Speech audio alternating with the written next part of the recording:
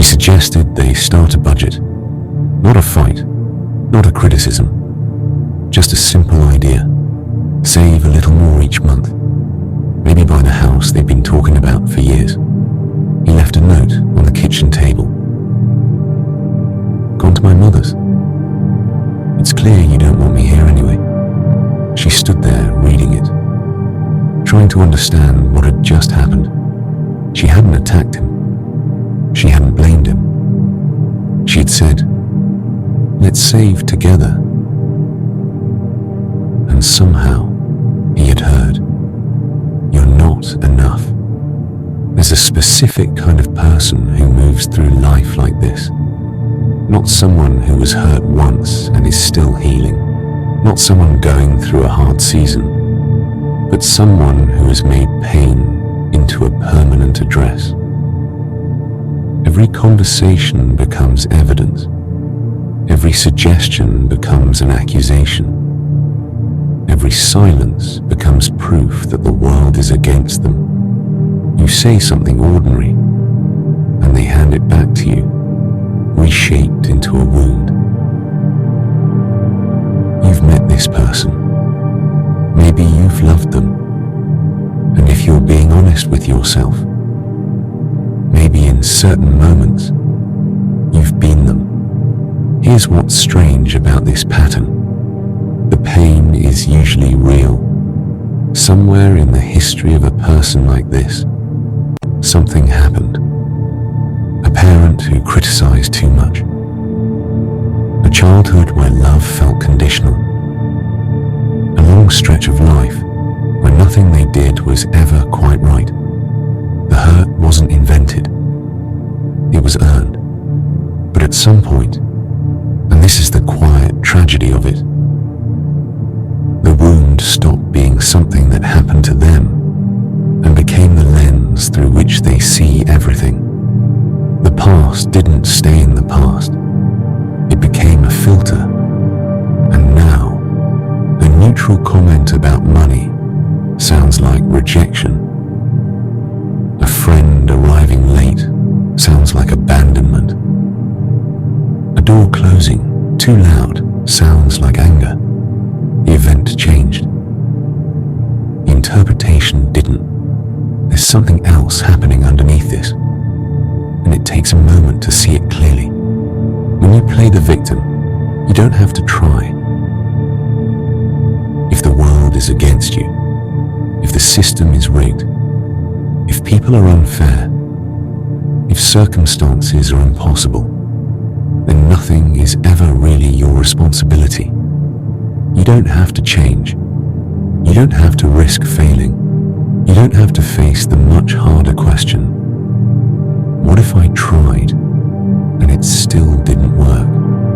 Staying wounded is uncomfortable, but it's also safe. The psychologist Eric Berne wrote about this decades ago. He called it the secondary gain, the hidden reward inside the suffering. Not that the person is lying about their pain, but that the pain is also doing a job, keeping them protected from the scarier territory of taking control. And the people around them get pulled into this without realizing it. You offer a solution. They say yes, but that won't work because you offer another. Yes, but another. Yes, but until you stop offering, until you feel somehow like you failed them, and in a strange way, that's exactly the point. Living close to someone like this is exhausting in a specific way. And the strange thing is, these are often people who feel deeply, who notice things others miss, who can sit with someone else's pain and understand it in ways that surprise you. The sensitivity is real. It's just turned inward and stuck there. Not because they're cruel, not because they mean harm, but because you can never quite get it right. Every word needs to be weighed before it's spoken, every tone calibrated. You start editing yourself in real time, not to be kind, but to survive the conversation. And slowly, without noticing, you stop saying what you actually think. You stop suggesting things. You stop asking questions. You start offering only what you're sure won't be misread, which means you stop being fully present, which means the relationship quietly hollows out, not because of a fight, not because of a betrayal, just because one person needed the world to keep confirming their pain, and the other person got tired of being cast as the villain in a story they didn't write.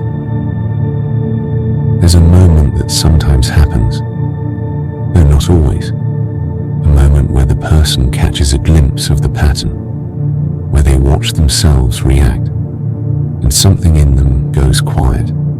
Not shame, not collapse, just a small pause, a flicker of recognition that maybe the thing they're protecting themselves from isn't out there, that maybe the person across from them isn't the enemy, that maybe the story they've been telling, the one where they are always the one who gets hurt, has been costing them something real. That moment is fragile, and it doesn't always lead anywhere, but it's the only door that opens from the inside.